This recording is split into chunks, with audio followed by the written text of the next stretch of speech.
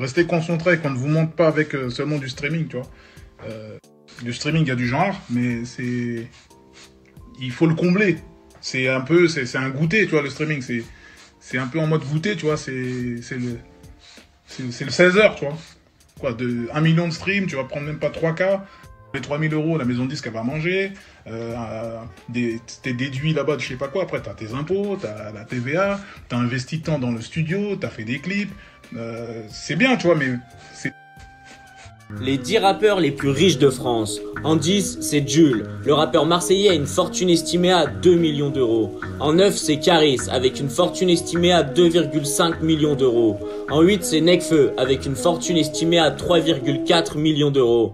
En 7, c'est Niska, avec une fortune estimée à 3,5 millions d'euros. En 6, c'est SCH, avec une fortune estimée à 3,7 millions d'euros. En 5, c'est Damso, avec une fortune estimée à 3,9 millions d'euros. En 4, c'est Nino, c'est le plus jeune du classement et il possède une fortune estimée à 4 millions d'euros. En 3, c'est Dadju, le rappeur au style Afro-Love possède une fortune estimée à 8 millions d'euros.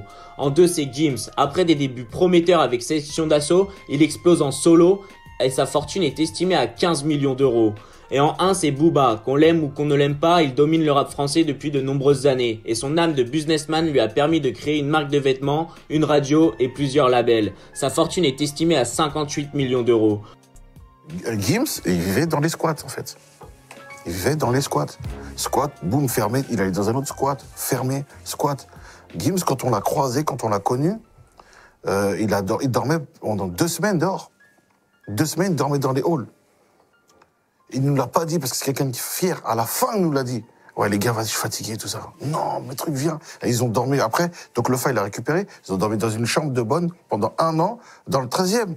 Donc, les ghettos chics, c'est notre réalité que les gens ne connaissaient pas. Une industrie quand même qui est dominée par des grosses têtes. D'accord. Qui essayent de distiller leur argent qu'aux personnes qui rentrent dans leur moule à eux. D'accord. Tu vois, donc à ce niveau-là, du coup, c'est assez compliqué de se développer en n'ayant pas la force que eux ils ont. Donc, en gros, ce que tu veux dire, c'est que les petits rappeurs, là, ils vivent pas du rap, quoi. T'as des mecs qui sont limite des têtes d'affiche aujourd'hui qui vivent pas encore réellement du rap. Mais c'est grave, ça. Bah en fait, c'est déjà rien que le temps Ouais. que l'argent soit généré entre les ventes, entre les placements, entre les retours SACEM, etc. Ouais. Déjà, tu as un certain nombre d'années qui se passent avant qu'ils puissent réellement en vivre. Aujourd'hui, avant, les mecs qui vendaient des CD à 15-20 euros. Ouais, Aujourd'hui, la plupart des rappeurs vivent des streams. exactement. Et il y en a beaucoup aussi qui font pas de showcase. Ouais. Donc, y a-t-il de l'argent réellement? Est-ce que c'est pas devenu un circuit anarchique aujourd'hui? Je sais pas, après, il y en a qui arrivent à se développer dans d'autres choses autour du rap. C'est-à-dire, ils font leur nom dans le rap, mais après, ils vont développer une marque de vêtements. D'accord. Ils vont développer des restaurants, ils vont développer un réseau. Tu vois, donc... mais ça, pour ça, il faut être entrepreneur déjà dans l'âme. On sait bien que la plupart des rappeurs ne sont pas entrepreneurs. On le sait. Ils sont un minimum entrepreneurs, je dirais, parce que tu as vu déjà se lever, s'organiser pour dire je vais aller au studio à telle heure, dire je dois faire mes mix, dire je dois faire mes masters, dire je dois faire mon clip, dire je dois faire ma promo, etc. Tous les rappeurs, pour moi, de base, sont un minimum entrepreneurs. Non, Massi dit la vérité. C'est combien ça? C'est combien de pourcents? La plupart dépendent d'un grand du quartier ou bien d'un tel ou d'un tel qui a percé. Donc. Moi, je te parle d'un rappeur qui est indépendant, qui s'autoproduit. Ouais. Maintenant, mais quand tu un rappeur. Ça, sur 100%, ça représente combien de personnes ça? Ah, ça représente en vrai une bonne partie. Non, dis la vérité. Non, en vrai une bonne partie. Pourquoi? Parce que la plupart des rappeurs ne sont pas produits. Ouais. Tu vois, si tu prends dans la masse, la plupart des rappeurs ne sont pas produits. On ne veut pas dire que majoritairement les rappeurs ils sont produits. D'accord. Tu vois. Donc c'est pour ça, pour moi, il y a certains rappeurs pour qui c'est un premier pas dans l'entrepreneuriat. D'accord. Pourquoi? Parce que c'est des gens qui parfois sont habitués à faire des conneries et à chercher la facilité. Mais déjà, pas tous. Pas tous. On sait bien, surtout aujourd'hui. Il y a beaucoup d'acteurs, il y a beaucoup de menteurs, il y a beaucoup de... Voilà. Bah, c'est pour ça qu'on revient à cette question. Est-ce qu'il y a vraiment de l'argent dans le rap? Est-ce que les mecs vivent vraiment du rap? Tu vois? Il y en a une petite partie. Une petite partie. Vraiment une partie minime vivent du rap aujourd'hui. D'accord. réellement. Parce qu'il faut dire la vérité à nos jeunes. Il y en a beaucoup qui pensent qu'aujourd'hui, il faut faire du rap. Il y en a même qui arrêtent l'école juste pour faire du son. Est-ce que ça, c'est une bonne idée? Moi déjà même une personne qui serait bonne dans le foot, je lui demanderais de pas arrêter de pas arrêter ses études, donc encore moins dans le rap. Parce qu'il y a... viens pas à la séance de studio tel jour parce que tu bosses, ça tu leur dis ça. Exactement. C'est vrai? Ouais, c'est... Non, pas de langue de bois, Massi. Vraiment pas de langue de bois. Parce que moi, mes artistes, on est en famille. D'accord. C'est pas juste seulement mes artistes, je veux juste seulement qu'ils me génèrent de l'argent. D'accord. Avant d'être mes artistes, déjà, de base, c'est des petits refrains, tu vois ce que je veux dire? Ok. Donc j'ai toujours cette vision-là, tu vois, vis-à-vis d'eux. Donc bien sûr, quand ils veulent lâcher ce qu'ils font de professionnel, je suis pas trop d'accord. C'est en parallèle, tu vois, parce que moi-même je suis producteur, j'ai d'autres activités aussi à côté, tu vois. C'est qu'aujourd'hui il n'y a plus trop d'argent. Parce que moi à l'époque je savais qu'un producteur, il était que producteur. Non, mais après, je vois la plupart des rappeurs qui étaient signés dans les maisons de prod, ils travaillaient pas à l'usine la nuit, quoi, tu vois. Mais aujourd'hui, producteur, pour l'instant, c'est juste un nom. C'est pas parce que c'est pas parce que t'es producteur que ça veut dire que t'es riche. Et pourquoi ça a changé ça, du moins? Je pense qu'il y a toujours eu des producteurs qui ont généré de l'argent et des producteurs qui n'ont pas réellement généré d'argent. Moi je me rappelle à l'époque quand même dans les années 90, 95, même 2000 quand tu produisais un petit... À partir du moment où il est passé sur Skyrock, t'étais refait. Ça a plus rien à voir. Mais pourquoi? C'est ça la question. Parce que déjà il y a Internet. Pourquoi ça a changé?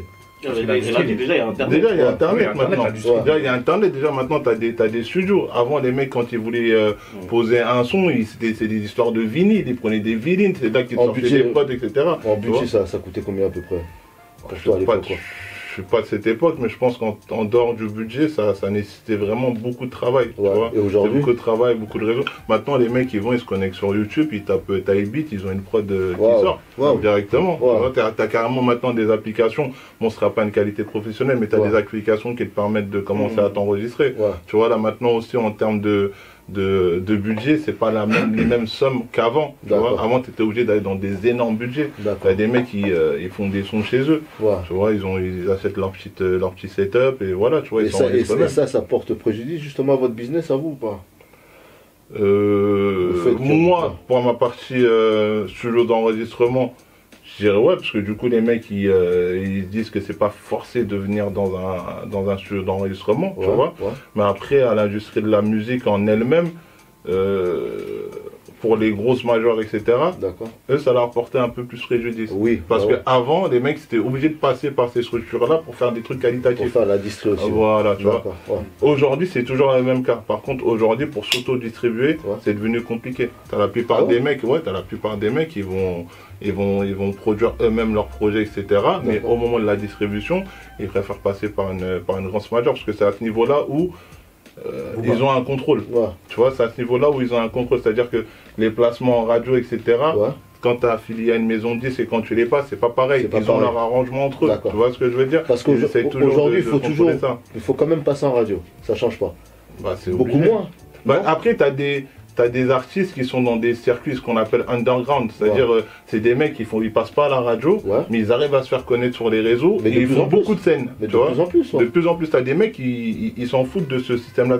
T'as des mecs qui vont plus vendre de manière digitale et t'as des mecs qui vont plus vendre de manière physique. Je parle pas forcément en CD, je parle surtout de faire des représentations scéniques, des festivals. Et où il y a plus d'argent du coup? Les deux ils se valent, hein. Le mieux c'est de prendre dans les deux. Non, le mieux c'est le physique. Quand tu vends un CD à 10 € et un son stream à c'est combien de centimes, je sais pas. C'est pour ça que tu as une différence. Par exemple, le disque d'or c'est 15 millions de streams. Bon, alors que en physique c'est 50 000 ventes. Ouais, je sais, mais un CD ça se vend combien à peu près? Ça dépend, t'en as qui vont te le vendre 10, t'en as qui vont te le vendre 18. Et le son en streaming il a combien? Ça parle en 0,0, je sais pas combien. Ouais, mais le CD il a un prix, tu vois, le fait de créer le CD, la pochette, la photo, etc. Le physique, il n'y a plus personne qui achète en physique aujourd'hui. Mais si, il y en a qui achètent en physique. C'est les anciens, ça. Bah oui. Les anciens. Bah oui. Les anciens, et puis il y en a, ils ont encore des voitures à CD, gros. Tu sais que la plupart, beaucoup de fans de Booba achètent le CD. Hein. Encore aujourd'hui? Bah bien sûr. Oui, mais t'as des mecs qui achètent encore des vinyles. Mais c'est pas ça qui rapporte le plus pour Booba, je pense. Je pense que lui, il se base plus sur des streams pour évaluer ses ventes. Hein. Mais ça fait un billet quand même, quand t'as 50 000 personnes qui achètent un billet. Mais aujourd'hui, tu me parles d'autoradio. Aujourd'hui, le rap, c'est la musique est populaire chez les jeunes. Les jeunes, ils n'ont pas ça, tu vois. C'est des streams, tu vois. Et puis après, là, on parlait de... Est-ce qu'il y a encore d'argent dans le rap? Moi, je pense qu'il y a de l'argent, il y a beaucoup d'argent, ça génère beaucoup d'argent. Mais c'est pas les rappeurs qui touchent le plus. C'est qui? C'est les managers, les producteurs, etc. Les gens comme Massi. C'est pour ça qu'il dit qu'il y a pas d'argent. Non, parce que tu vois... là là là là. Attention, attention. Non, parce qu'aujourd'hui, tu regardes, il y a beaucoup de règlements de compte que tu vois sur les réseaux où tu as des rappeurs qui ménagent leurs producteurs parce qu'ils ont pris tout l'argent. Mais non, mais après, il faut comprendre quelque chose aussi. Comme on dit, tout travail mérite salaire. Ouais. Tu vois Ouais. Donc, les artistes, ils peuvent se mettre en indé. Ouais. Mais ils décident de ne pas se mettre en indé. Pourquoi? Parce qu'ils veulent justement qu'il y ait un producteur derrière qui va venir payer les clips, qui va venir payer les enregistrements, mais le producteur, payer la promo. toujours mal. Tu vois, Mais le producteur, ouais, c'est là où je veux en venir. c'est lui qui prend les risques. Oui, mais oui. Demain, ça marche pas. Qui perd l'argent? Oui, parce qu'il me parle de menaces dans le rap, etc. Ça, on va revenir justement. Parce que quand vous produisez les mecs, ça devient un peu votre propriété. C'est ça. Bah, en tout Donc, cas, est-ce que le gars est libre? propriété intellectuelle de leurs œuvres. Ouais. Mais demain, si le gars il décide de changer de producteur, Bah, il y a un contrat. Il peut pas. Il peut pas, il y a un Au contrat. niveau du pourcentage avec tes artistes, Ouais. c'est combien? Non, ça se dit. Non, ça, on va pas rentrer dans les... Mais c'est là ce qui paraît pour les Attention, artistes. il y a un contrat, mais on a dit pas de langue de bois. Donc moi, souvent, j'ai entendu des mecs qui étaient signés avec des maisons de production et qui se sont fait arracher justement de ces maisons de production. Donc à ce moment-là, le contrat, il sert à quoi? Tu vois? Bah après, Parce que quand il y a quelques gars de quartier qui ont déjà produit certains artistes qui viennent t'arracher ton artiste, là, il n'y a plus de contrat. bah là déjà il n'y a plus de contrat, on n'est plus du tout dans la légalité. Ouais. Si on parle de venir arracher, etc., Ouais. il n'y a plus de contrat, il n'y a plus de justice, il n'y a plus de... Voilà. Ouais. Après ça dépend comment les personnes d'en face vont y répondre. Mais après quoi qu'il arrive, il y a la justice. En vrai, même s'ils veulent venir mettre la pression physiquement, si le mec en face il dit écoute, moi j'ai le contrat, il est signé, nanana, ils vont en justice, ils arracheront rien du tout. Oh, moi j'ai vu des scénarios où c'est parti beaucoup plus loin que ça. Parce que les mecs derrière ont accepté légalement de laisser partir l'artiste. Mais à un moment, si t'as une pression, on va chercher ta mère, ta soeur, etc. Ça Mais là, tu rentres dans la voyoucratie. Mais c'est pas tout. Non, mais parce qu'il faut parler de la réalité, ça existe ça, malheureusement. Lui, il produit. Lui, il produit. Il peut avoir un gars qui pète. Mais il y a un niveau, ça devient très compliqué. Il est dans la production. Je vais pas rentrer dans certains détails. Mais il sait bien comment ça se passe. C'est qu'à un moment, l'artiste, même toi, pour le garder, c'est difficile. C'est un choix aussi. Je pense que c'est une des choses aussi qui motive les artistes quant au choix de leur producteur. D'accord. Justement, tu vois, parce que tu as des artistes qui, quand ils commencent à péter, ils ont des pressions qui vont venir peut-être même des fois des mecs de chez eux. Si tu étais en train de dire en fait que la plupart des artistes prennent du temps à choisir leur producteur parce qu'il faut qu'ils choisissent un bon producteur. Donc aujourd'hui, c'est l'artiste qui choisit son producteur. C'est plus comme avant, en fait, le producteur trouvait l'artiste, en fait, trouvait la pépite. Bah, en fait, il le choisit. Il y a toujours un moment donné, si l'artiste il est talentueux, et à un moment donné, il va commencer à susciter de l'intérêt. D'accord. C'est à partir de ce moment-là qu'il peut être approché par des producteurs et là, il pourra choisir. Oui, Mais la première production commence toujours par l'entourage, donc par un grand du quartier. Ou, voilà. Souvent, Et dans ce cas-là, ça se passe comment, toi, quand tu récupères un artiste qui est déjà encadré par. J'ai jamais récupéré encore d'artiste qui est encadré par. Comment ça se passe pour les gens? Donc tu le prends avec son équipe, quoi, c'est ça en gros. Bah, en général, si l'artiste il est déjà signé chez quelqu'un, il faut rompre le contrat. C'est-à-dire qu'il faut en discuter avec lui, son producteur. Si son producteur il est d'accord, il rompt le contrat. Maintenant, si le producteur ne veut pas rompre le contrat, bah, il est dans son droit légal. Ça, c'est quand il y a un contrat légal, mais quand c'est un contrat juste moral, comment on fait dans ce cas-là? Bah, c'est une question de moralité. C'est-à-dire soit l'artiste il est fidèle à la personne avec qui il était, tout se passe bien, bah, il n'a pas de raison de partir. Si maintenant il est avec une personne avec qui ça se passe mal et qui veut choisir d'aller avec un autre producteur, tant qu'il n'y a pas de papier, en fait, ce que je voulais dire quand on dit c'est plutôt un contrat moral, c'est-à-dire le grand a eu de l'argent, il a investi sur le petit du quartier, et au final le petit l'a pété, il y a une maison de prod qui propose de signer le petit. Et le grand, justement, va être dans ce pack-là, tu vois, de signatures. Donc là, ça se passe comment en général, quoi? Si toi, tu es un producteur, tu es obligé de le prendre, ou tu peux lui dire, ouais, je te prends tout seul, mais par contre, le grand de ton quartier, il se cherche, quoi. Bah, ils peuvent, tout à fait, parce qu'il n'y a pas de contrat. C'est-à-dire que ce qui s'est passé avant, ce qui a été sur ça, on dit... et c'est justement, c'est là où interviennent les problèmes. Les écrits restent. C'est pour ça que c'est bien de le mettre sur papier, de façon à ce que... quand il y a des problèmes de perte de mémoire... Mais ouais, mais justement, c'est là où justement interviennent les problèmes. Bah ouais. Il y en a qui s'en foutent du papier. De toute façon, partout où il y a de l'argent, il y a des problèmes. C'est vrai. Bah oui. Ouais, mais ça dépend des problèmes. Moi, j'ai une question pour le vas-y. producteur. Ouais. C'est quoi tes critères aujourd'hui pour les artistes que tu produis? Parce qu'aujourd'hui, on va pas se mentir, le rap c'est beaucoup travesti. Pour... Travesti? Oui, le rap C'est-à-dire c'est travesti, ça veut dire que. Bah, déjà, le rap est à la base, ça avait c'était une voix, c'était venu pour faire porter des choses. Poétique, à la base, c'est pour revendiquer des choses. Mais quand il dit travesti, je sais qu'il emploie surtout le sens féminin, lui. Non, pas forcément. Non, pas forcément. Aujourd'hui, le rap n'a plus de sens, on va pas se mentir. N'a plus de sens. N'a plus de sens. Donc aujourd'hui, beaucoup de zumba. Ça dépend. Voilà, beaucoup d'apologie, du banditisme, etc. Non, c'est pas le rap. C'est pas le rap qui s'est travesti. Comme je te dis, il y a un contrôle qui est fait par des maisons de disques. Tu vois, eux, ils vont sur ce qui marche. C'est-à-dire, il y a une époque où tout ce qui était justement Zumba, etc., ça a énormément fonctionné. Du coup, les mecs, ils ont vu que ça fonctionnait, que le public, il était ouvert à ce type de musique. Donc, eux, ils signent ça, tu vois, tant que ça marche. Eux, en fait, je sais même pas s'ils écoutent réellement les artistes, en vrai. Donc, ça veut dire que les artistes ont trahi rap, alors? Parce que le rap de base, c'est pas ça. Non, ils se sont adaptés. Déjà, adaptés. Je pense et puis, il y en a qui se renseignent pas non plus aussi sur l'histoire du rap, tu vois. Eux, ils arrivent dans un nouveau rap qu'ils ont aimé. C'est-à-dire, eux, ils vont dans ce qu'ils aiment. Est-ce que c'est vraiment du rap aujourd'hui, ce qu'il fait? Mais frère, attends, je suis désolé. T'as vu, je vais vous dire la vérité au bout d'un moment. Si t'as envie de faire du rap politisé et tout, fais ça dans ta cave. Je parle pas forcément de ça. Mais si tu veux faire de l'argent dans le rap, tu fais ce qui marche. C'est un produit, en fait, le rap. Donc tu vends le produit que les gens veulent consommer. Voilà, donc le rap il a changé alors, ça veut dire que parce que. Mais le rap c'est devenu un produit. Bah, si tu compares le rap de 2023 au rap de 2000, c'est pas pareil. Mais non, mais même en 2000, les gens qui vendaient, c'était le produit qui marchait. Ils vendaient le produit qui marchait en 2000. Exactement. Maintenant c'est un nouveau produit. Mais je pense est-ce que le produit est meilleur? Après ça dépend. Ça dépend pour qui. Ouais, le consommateur, s'il y a plus de, en tout cas il est meilleur pour plus de gens visiblement, vu qu'ils se vendent mieux. Tu vois. En tout cas, il y a beaucoup de gens comme moi qui sont très très déçus du rap d'aujourd'hui. Mais le problème, c'est que les gens comme toi, est-ce que c'est les gens qui achètent les CD? Est-ce que c'est les gens qui achètent les streams? Non, ça, il a dit aujourd'hui. Voilà, c'est ça. Mais nous, à l'époque, on achetait des CD. Oui, mais est-ce qu'on était déjà rendu? Non, c'est pas nous qui avons rendu riches ces gens-là. Mais tu sais où je veux aller? Parce que est-ce que les gens comme toi, c'est les gens qui achètent les CD? Est-ce que les gens comme toi, c'est les gens qui vont au concert justement de ces artistes-là? 50 Cent, je parle au concert de 50 Cent. Mais la plupart des artistes qui sont français, tu vas pas à leur concert. Donc à un moment, ces artistes-là, je pense qu'ils sont obligés de faire de la musique pour le public justement qui les nourrit. C'est un travail, hein, faut pas oublier que c'est leur travail. Tu vois ce que je veux dire? Voilà. Mais les rappeurs qu'on écoutait, ils font plus de concerts aujourd'hui, tu regardes.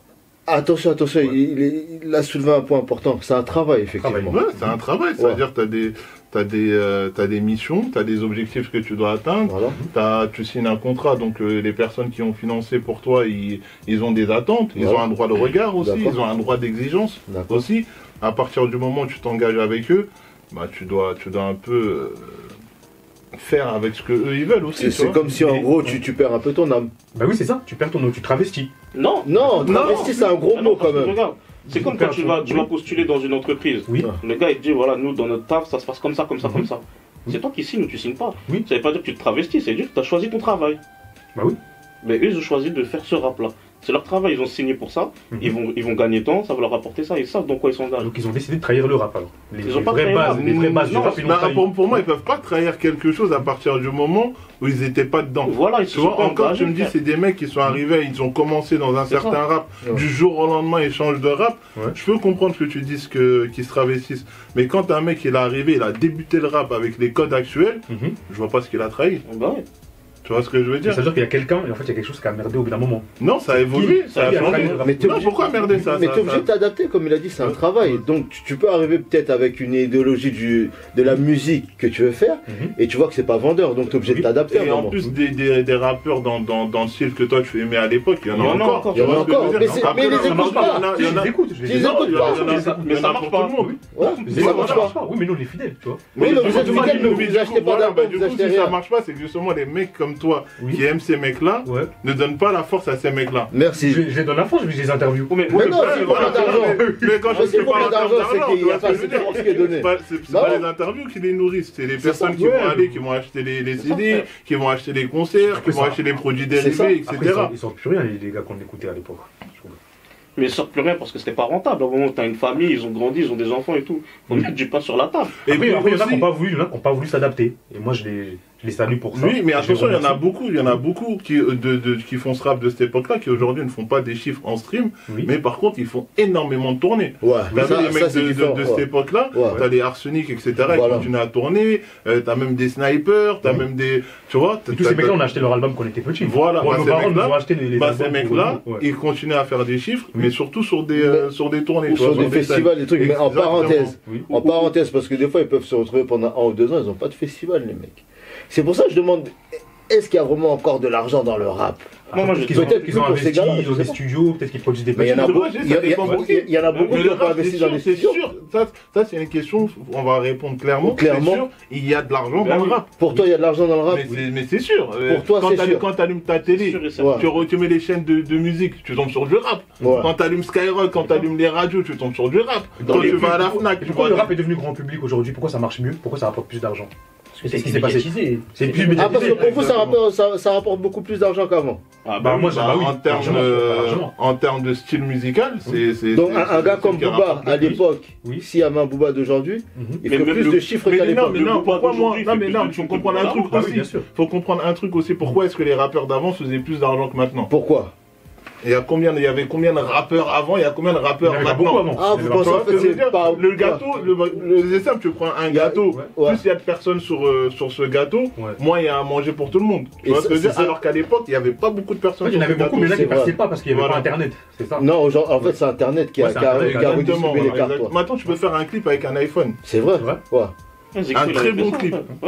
Donc, si on devait répondre rapidement à cette question, aujourd'hui, il y a toujours de l'argent. Il y a de l'argent, il y a beaucoup d'argent, mais c'est devenu plus dur parce qu'il y a plus de monde et maintenant on n'a pas les mêmes armes. C'est-à-dire dès que les mecs ils commencent à éclore ou selon la production qu'il y a derrière eux, ils n'ont pas les mêmes armes. Quelqu'un qui est promotionné et quelqu'un qui n'est pas promotionné, c'est pas la même visibilité. Tu vois, donc rien que ça déjà c'est quelque chose qui distribue un peu mal les cartes. Mais moi j'ai une question. Vas-y. Mais rapidement, je vais vous donner la parole. Mais rapidement, donc, du coup, cette histoire de production, ça reste un peu volatile parce que tu peux produire un artiste. Au final, le gars il devient côté, il décide de se séparer de toi et il s'autoproduit rapidement tout seul. Regarde, je vais te donner une histoire. Moi, j'organise aussi des séminaires dans un autre studio que j'ai dans une villa. Signe j'ai mes artistes, signe aussi des beatmakers, tu vois. Donc voilà, je ramène un beatmaker et tout à la villa, tout ça. Le mec, je le forme tout. Je le forme tout, c'est mon gars, tout, ça bouge pas, on est ensemble, tout.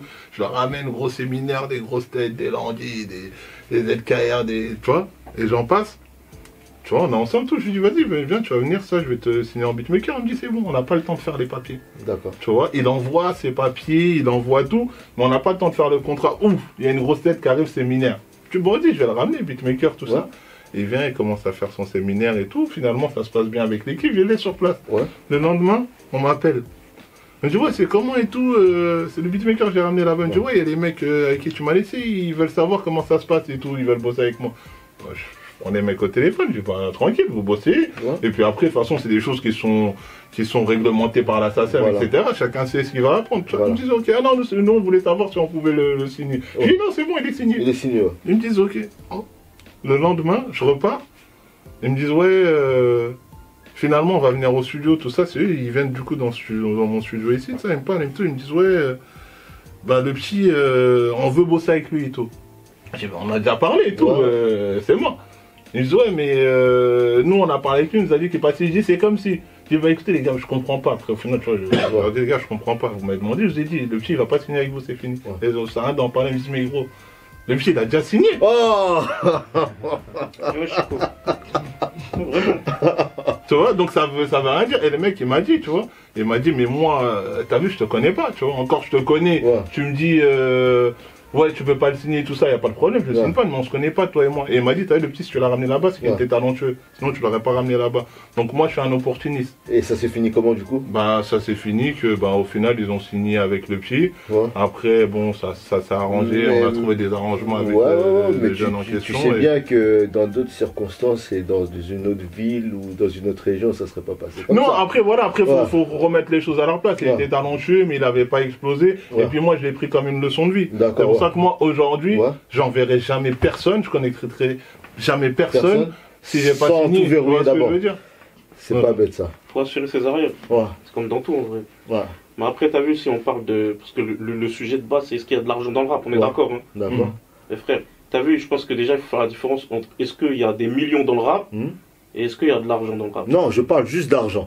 Et ben si tu parles juste d'argent, en fait, tu peux vivre. Regarde, le salaire moyen, le salaire médian, c'est 2000 balles. Non, vas-y. T'as vu, 2000 euros dans le rap, en vrai, on peut se les faire. Bah, attends, attends, regarde, si tu fais un EP, tu fais ton EP, tu le vends comme ça déjà chez toi. D'accord. Voilà. Mais si tu te formes en tant qu'ingé son, Chico, tu fais des prods, tu les mets sur YouTube, tu peux récupérer un 100, 200 euros. Mais moi j'ai du mal à croire à votre théorie là, parce que moi je connais beaucoup de rappeurs, parce que je suis de Paris, je connais beaucoup de rappeurs, et on les voit, mais derrière ils travaillent à l'usine. Tu vois ce que je veux dire? Tu parles de quel type de rappeur? Non, je veux pas donner des noms, mais il y a beaucoup de rappeurs. C'est des rappeurs de l'époque. Non, mais après, même des rappeurs d'aujourd'hui. Il y en a beaucoup qui font des millions de vues sur YouTube, mais les mecs ils bossent à côté. Ils en vivent pas. Ouais, mais pourquoi ils font semblant d'être riches alors? Mais parce que c'est ce que l'image du rap.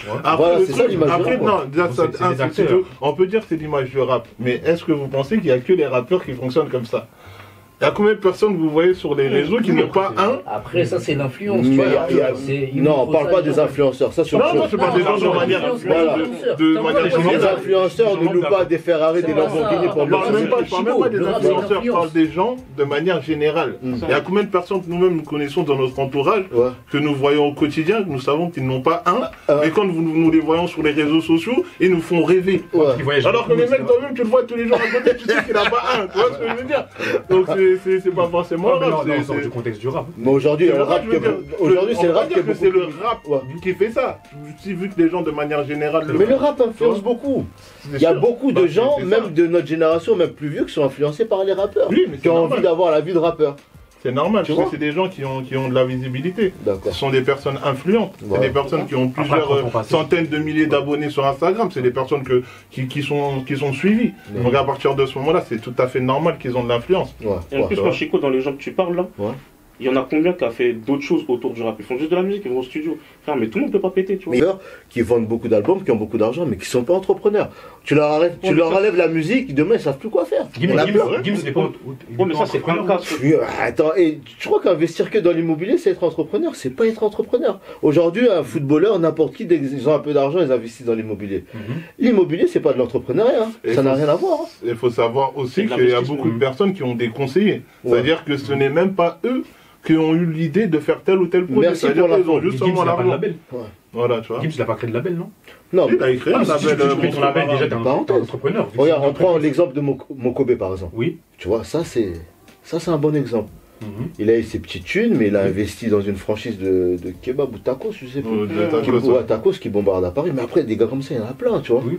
Voilà, quand on investit dans un. Ouais, il y en a plein. Il a disparu de la musique, il investit où dans les. Pour moi, Mokobe, c'est largement plus un entrepreneur que Gims, ça. C'est un gars qui va au charbon. Être entrepreneur, en fait, c'est quelqu'un qui risque son argent. Déjà à la base. Donc pour toi, Maître Gims, voilà. ne risque pas son argent. Voilà, c'est pas un gars qui a un conseiller à côté qui dit ouais, mets dans l'immobilier, mets dans la crypto, mais non, c'est ça. Non. Et Booba, c'est un entrepreneur. Booba, c'est un entrepreneur. C'est un gars qui risque. Moi, j'ai envie de vous dire, placer pour moi, c'est plutôt la différence, ça serait où il y a des entrepreneurs et il y a des hommes d'affaires. Tu vois, parce qu'entreprendre, il suffit d'avoir un projet et de commencer quelque chose. Exactement, tu as entrepris, tu es un entrepreneur. Maintenant, être un bon chef d'entreprise, être un bon homme d'affaires, c'est encore différent. Après, là, tu vas dans là, c'est plus technique, là, ce que tu soulèves.